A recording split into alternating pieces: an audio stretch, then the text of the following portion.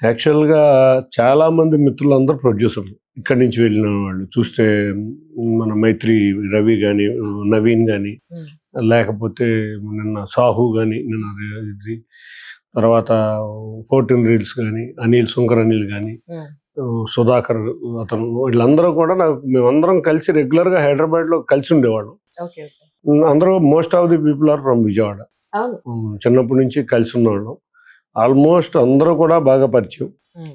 అట్లాగే ఇహ అంతా విజయవాడ నుంచి వెళ్ళాం. తర్వాత అంతా అక్కడ సొసైటీ అందరూ మా ఏజ్ గ్రూప్ అంతా ఒకటే కాబట్టి అందరం రెగ్యులర్‌గా కలిసేవాళ్ళం హైదరాబాద్‌లో. హ్మ్. నేను బిజినెస్ చేసేటప్పుడు వాళ్ళు గాని, వాళ్ళు కొత్త మూవీ స్టార్ట్ అయిన కాడి నుంచి కూడా నేను ఫ్రమ్ డే 1 నుంచి అందరూ పరిచయం. అసల వీళ్ళు డే 1 నుంచి అట్లా పరిచయాలే గాని, ఏదో ఒక సినిమానో, 2 సినిమాలో ఏదో డిస్ట్రిబ్యూషన్ లాగా తీసుకుని సరదాగా చేతులు కాల్చుకున్నాను గానీ, సినిమా ప్రొడ్యూసింగ్ అయితే ఏది చేయలేదు. ఇప్పటికీ కాల్చుకుంటానే ఉంటాను. అంతేనండి. ప్యాషన్ ఉంది సినిమా ప్యాషన్ కాదు. ఆ! ఫ్రెండ్స్‌ని హెల్ప్ చేస్తా కాల్చుకుంటూ ఉంటా. అంతకుముందేమో సరదాగా ఆళ్ళేదో చేస్తున్నారు, ఏదో ఒకటి 2 డిస్ట్రిబ్యూషన్ చేసుకొని చేతులు కాల్చుకుంటా. అప్పుడు మేడం మనలో ఎందుకండి మనకి ఆల్రెడీ చేస్తున్నారు కదా అని. అదే రాలా. ఇప్పుడు కూడా ఆ టైప్ ఆఫ్ బిజినెస్ ఏదైనా చేసుకొని నేను సక్సెస్ అవుతానని కాన్ఫిడెన్స్. లాస్ అయినా సక్సెస్ చేస్తాననే కాన్ఫిడెన్స్. లాస్ అయినా సక్సెస్ చేస్తారు మళ్ళీ అన్న కాన్ఫిడెన్స్ నాకు.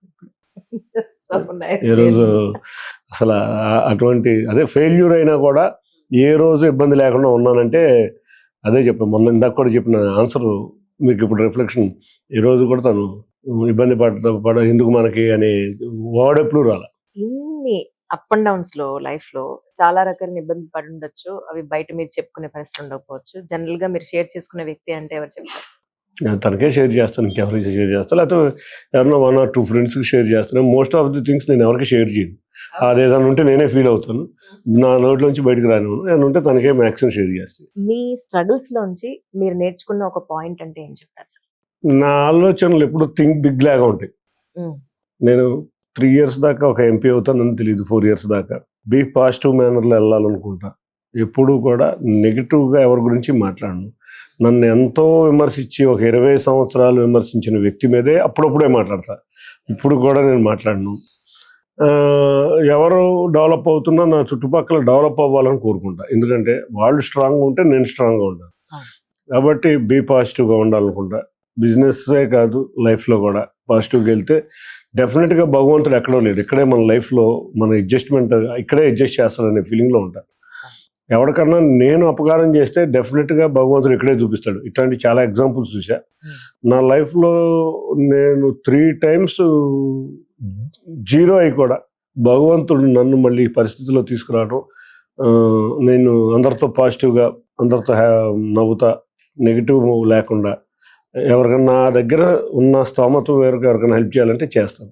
అదే నా యొక్క సక్సెస్ అని నేను ఫీల్ అవుతాను. కానీ సార్ ఇందాక అన్నారు జీరో అయినప్పుడు కూడా అని అంటే ఐ డోంట్ థింక్ సో. మీరు మరి ఆకలికి కూడా ఉన్న పరిస్థితి ఉండుండదని నేను నమ్ముతాను. అంటే ఆకలి కూడా ఉన్న పరిస్థితి ఉండదు కానీ ఒకానొక సమయంలో అయితే నేను మా గ్రాండ్ పేరెంట్స్ ఇచ్చిన ఆస్తులు కూడా అమ్మేశాను. అందరికీ ఫైనాన్స్‌లో కట్టేసి అన్నీ అమ్మేసి జీరో స్టార్టే ఒక రకంగా. అప్పు లేకుండా ఉంటే చాలు. అప్పులున్నాయి అప్పటికి. నెగిటివ్‌లో ఉండి మళ్ళీ పిక్ చేయటం అనేది జరిగింది. అందరికీ కూడా మొత్తం అందరినీ చేసి ఇక్కడ విజయవాడలో చాలామంది నాతో ఉంటారు.